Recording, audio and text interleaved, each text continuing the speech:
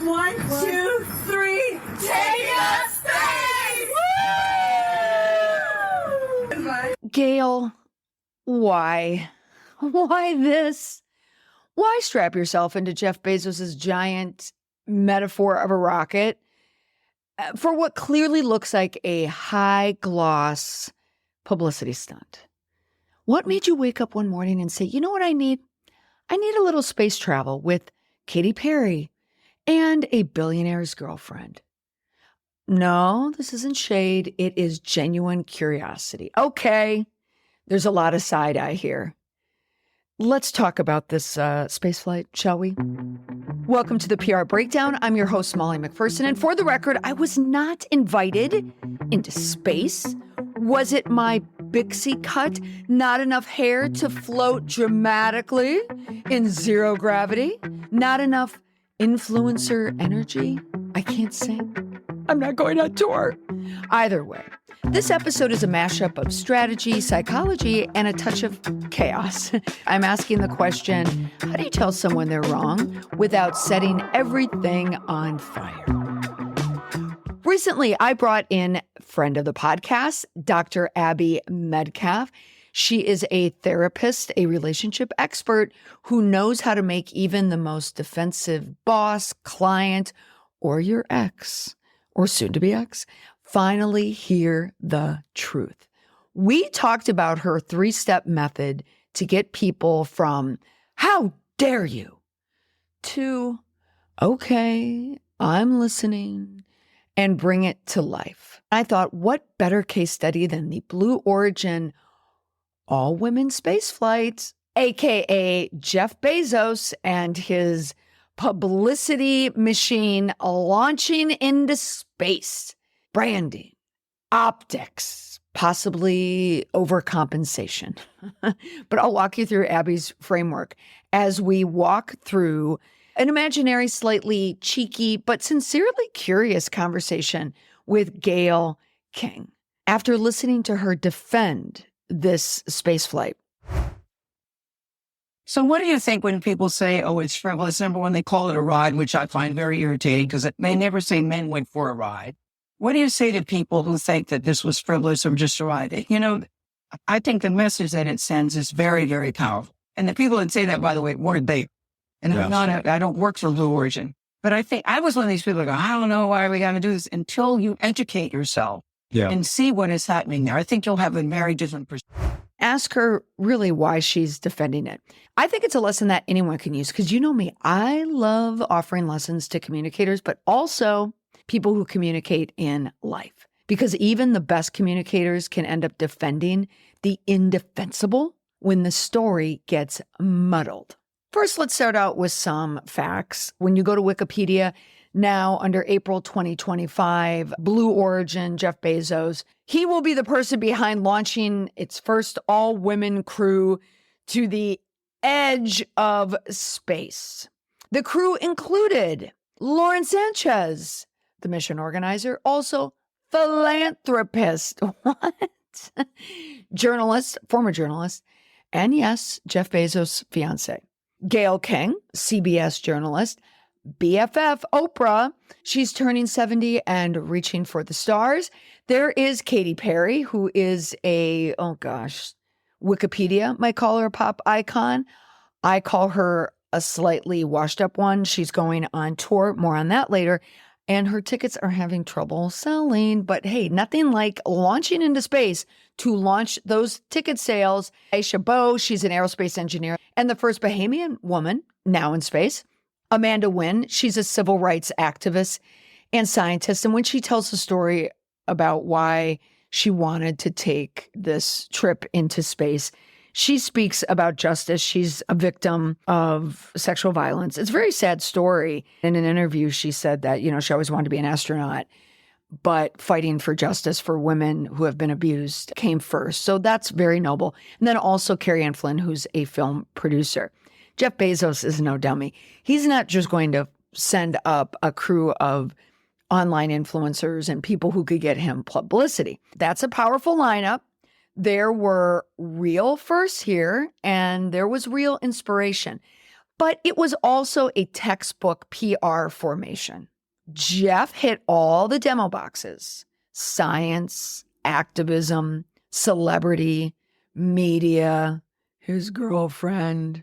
He wanted to make it historic. He wanted to get the Wikipedia annotation. He wanted to make history, but he also wanted it to trend on TikTok, Instagram, and in the news cycle. And then there was the rocket, which, I'm sorry, looks like it was designed in a frat house in their marketing meeting. The symbolism is not subtle. Let's just say, I know this is an audio podcast, but just Google it if you haven't seen it. And did I watch the broadcast on YouTube, the Blue Origin broadcast, getting ready to launch? I did. Katy Perry. Okay, so her being interviewed by an all-female broadcast crew, acting like this is the first mission into space, honestly. And all it is to me is one big promotional video. That's all it looks like. She sang the song What a Wonderful World midair. She was also holding a daisy for her daughter, Daisy. In an interview before launch, she talked about how important this mission was. I don't think her husband, Orlando Bloom, was there. Is he her husband or just boyfriend? They have a daughter, Daisy. She just talked about how important it was to Daisy and went on and how important it was. Also, her mom, when she came off the flight, she said in the interview, she said, oh, you know, this is so important to my mom, because the person interviewer said, and your mom was here. And she's like, I don't know where she is. Like, is that like she came off and like launched into her mother's arm? No, she came off, kissed the ground. But she also launched the set list to her upcoming tour. I think that just ends the argument right there. She launched and then launched. It wasn't about her daughter. It wasn't about space exploration. It certainly wasn't about her mother. It was publicity. And Lauren Sanchez, oh my gosh. So she, in the broadcast, was bringing up one of the color commentators up in her helicopter, because she's a helicopter pilot. Her father was a pilot. And she's wearing, everything is tight with Lauren Sanchez. Everything is tight. And her hair is flowing everywhere. Any woman watching this footage, and really the whole footage of the flight, all you want is a little tie to put it back, to put the hair back, because there's hair everywhere. Jeff Bezos needs a big rocket ship to feel like a man. Lauren Sanchez needs tight clothes and her hair and her lips. And it is so difficult to take her seriously. This is not to knock her looks or her beauty or anything like that. It's the juxtaposition of both. When the theatrics, the choreographic nature to it, the wardrobe as well. But then there's Gayle King. And Gayle, honestly, she doesn't want to be up there. She doesn't want to do this. CBS struggling, massive cutbacks. Well, at all the morning shows, they're all cutting back. She doesn't want to do it. But she, in the interviews, talked about her kitchen cabinet. 3 people I asked about this space exploration: her daughter, her son, and then, of course, Oprah. Now, we could not have a Blue Origins launch without Oprah somewhere in the mix. She was definitely there on land crying. They had footage of Oprah crying. I know there's some people out there, women out there, who are defending this and saying this is important for women, and they're hating on all the other women who are hating on this flight. I am a woman. I am also a woman who talks about public relations, crisis management, and I'm a commentator on calling PR campaigns when I see it. And let's just be honest, you cannot have an argument about how important this flight was to women without mentioning that Katy Perry launched her set list during the flight. Okay? I stand by that. This is the hill I will die on. This is the spaceship I will go into space on. It was all for publicity, for Blue Origins, Jeff Bezos. Who else happens to be in the news nowadays? Musk? Who else is a billionaire who has a fixation with space? Musk? This was all about Bezos. And if you want to come at me, that's fine. I respect you. I don't disrespect the argument towards women at all. I respect it. But this is not the argument about respecting women. Hey, if there's one hair tie in space, Maybe, maybe. But all the hair flying, no. In this episode, I want to walk you through Dr. Abby's 3 steps for how we can walk through conflict. Let's learn how to press people when you know they're wrong. This could be a boss. This could be a colleague. This could be a situation that I had to give one of my daughters yesterday. This could be a partner, someone in your life. This could be a parent, a kid. Whatever it is, whomever you need to tell that they're wrong, these are 3 steps that, wow, they work. Dr. Abby delivered this advice to me just yesterday in a live interview on my Substack. You can find me at Molly McPherson on Substack. I often do lives on there. This was my first interview, which was a whole lot of fun. I posted it to my Substack, so you can watch the entire interview with Dr. Abby. She's going to be coming back and speaking in my members only section in the future because everyone loves Dr. Abby. I'm going to walk through the 3 steps that she provided, but I'm going to use it in the premise of me having a conversation with Gayle King about why this probably wasn't the best mission to be a part of, or one that you at least wanted to defend. She could still do it and be a part of it, but defending it, that's where I have the issue with Gayle on this. Telling someone that they're wrong often feels like war because truth rarely lands softly, even when said kindly. There is a cost of defensiveness, whether it's in leadership or politics and PR, crisis management. Take a listen to Dr. Abby explain why telling someone they're wrong feels like an attack. I always want to tell people is that being attacked is in the eye of the beholder. We feel attacked when we feel like we're not valued. And we feel like we're not valued when we think you disagree with us. If this is an interview with your boss, you are not going to do it in their office with them sitting at the desk, with the desk in front of them, the barrier, then you. That's the normal leadership, subordinate setup. You want to be someplace else, walking down a hall, outside. You won't want to have this conversation in a place where you typically have arguments. So Dr. Abby says you want to prep. She said it's like painting a room. You don't just buy paint and brushes and start painting. No, the prep of a room takes a lot of work. You are buying the paint and you're buying the paintbrushes, but you're also buying the painter's tape and you're taping it off. You also have to pick up the color. Painting is the easier part. You just slap on the paint and go from there. The same with this conversation. You have to prep it. Let's say I meet Gayle King and she wants to talk to me about the public reaction to the Blue Origin flight. She received a lot of guff. She happens to meet me and she wants to talk about it. Now, I know she's going to be defensive, regardless, even if she's asking me, hey, give me your advice, just like when a client hires me. It doesn't mean everything I say to my client about their crisis management is going to be well received. Most often, it's not, for the reason that people are defensive. With Gayle, we're going to be walking down the street, perhaps lattes in hands, comfortable shoes, 0 media presence, no Oprah, just me and Gayle. We're having the conversation. Okay, Gayle, you wanted to talk about the Blue Origin flight. This won't be a critique, at least not in the internet sense. I mean, I'm not going to come at you, but let's talk about the story. I want to understand it because I respect you. I want us both to walk away from this feeling clear. I'm genuinely curious about what you got out of it, but I'm curious what you think on it. There needs to be mutual respect. Then we move to step 2, and that's setting the intention. Number 2 is to say out loud, hey, is this a good time to talk to you about X? Right? And then wait for an answer, yes or no. They'll say yes or no. My goal is to find a solution together that really fits for both of us. I value you. I want you to feel that from me. It will only be, to me, a good solution if we're both like on the same page about it. You know what, Gayle? My goal here is to figure this out together.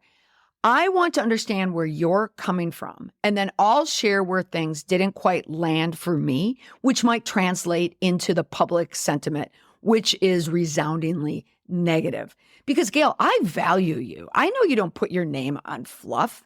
But I also know you're up for anything. So I can absolutely see why you landed in space. I value you and I want to hear what brought you there. What an opportunity. Tell me about it. It's all about the process. What I'll do, like, let's say I've got a CEO I'm talking to, right? And let's say it's a he, and he is up in it. Okay. And I'll just stop and I'll say, scale 1 to 6 right now. How you doing? So always use 1 to 6. There's no middle. 1 to 10 is for rookies. You got 1 to 3 and you got 4, 5, 6. So I know where you are. So I'll say 6, you're like super anxious about what's going on right now. 1 is you feel really calm and collected about this. 6 is you feel like your message was really heard. People really get what you're saying. 6, you feel really confident about what you're saying. 1, you're not so sure, right? I just find out where they are. But what you're doing is you're getting people out of the past and out of the future and into the present. Because the present is where they could actually think clearly again. They can't think clearly when they're in fight, flight, or freeze. When they're in their amygdala or people pleasing, we call it fawning. When they're in that, you can't help them. We want to ask questions, bring the conversation into the present, and interrupt the ego spin cycle. When people are on the defensive, it's ego because they're afraid. It's fear. They're worried about their standing, whether it's in a job, whether it's in the relationship. They're worried. That's when you start asking them the questions. So Gayle, let me ask you, on a scale of 1 to 6, 6 being incredible, how was the launch? She'd likely say 6. Then my next question would be, okay, same scale. Where are you at with how the launch was received? How do you think people received it? Then she'll give a number. I'm thinking Gayle would say 3, when really she knows it's probably somewhere between 1 and 2. Gayle, what do you want people to take from it? When you floated up there and Katy Perry was holding that daisy, what was that moment supposed to mean? Maybe then Gayle's going to tell me, I wanted young girls to see that age doesn't define ambition, that joy matters. I could say, wow, Gayle, I love that. But here's where I got stuck. From the outside, people may have looked at this as a Jeff Bezos project. It felt a little curated. Yes, you have engineers and scientists.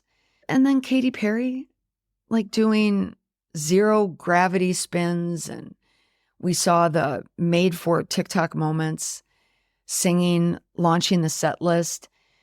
To a lot of people, it looked like a billionaire's idea of a branded empowerment launch. Less NASA, more Netflix, especially considering that so many people are hurting right now. So many people are losing their jobs. So many people are worried about the economy. How much is it to go into space? I read somewhere, well, I wouldn't say that. Now I'm being sarcastic and now I'm being Molly on the podcast. This is my conversation with Gayle.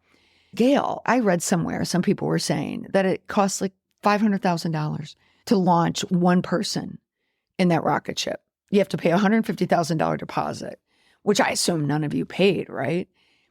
With a number like that, with people hurting, while a presidency might likely be launching us towards a recession or a depression, do you see why people might feel it was a little off? Then she might say, well, yes. Then Gayle would give her spin. Now Gayle, the journalist, would probably come in and start thinking a little more clearly on this. Then I would ask Gayle, what would you say to people who saw it as a publicity move and not progress? Here's what Dr. Abby says, is to let them tell you what's wrong. You have to remember that you have to connect to correct, which means you have to have some connection first to correct someone. We don't want to change things for someone we think is mad at us or doesn't like us or disagrees with us. They know. You just need to get them present enough to say it. Gayle needs to be in a safe enough space where she can recognize why the backlash was there. She can admit it because she's thinking this. Tom Cruise, Daniel Kaffee, he knows Colonel Jessup, Jack Nicholson, wants to say that he ordered the code red. He wants to say it. I'm Daniel Kaffee. Gayle King is Colonel Jessup. Gayle will say something like this. I get it. I really do. Then she'll add, but the messages I got from the girls afterward, that made it worth it. Was it packaging? Was it polish? Sure. But the impact, that was real. You're going to get her to understand it from both sides. It's not a takedown of a person. It's just finding that safe space right in the middle. Gayle is absolutely going to understand that it was a PR stunt, but it was also inspiring for a lot of women and girls. I don't know who they are, but there are plenty there. Both can be true. It's never about telling someone that they're wrong for the sake of telling them that they're wrong so you can be right. It's about offering feedback. Create space, set intention, and ask questions that bring them into the moment. Because the goal isn't to win, it's to connect. And sometimes the hardest thing isn't saying the truth, it's saying it to someone you admire or someone you care about or someone you love without making them feel like you're launching a missile. Even if the whole thing kind of looked like one. That's all for this week. Thanks so much for listening to this episode of the podcast. Remember, you can follow me in my new content hub, Substack. You can find me at Molly McPherson, prbreakdown.media. That will bring you to my Substack publication. Thanks so much for listening. Bye for now.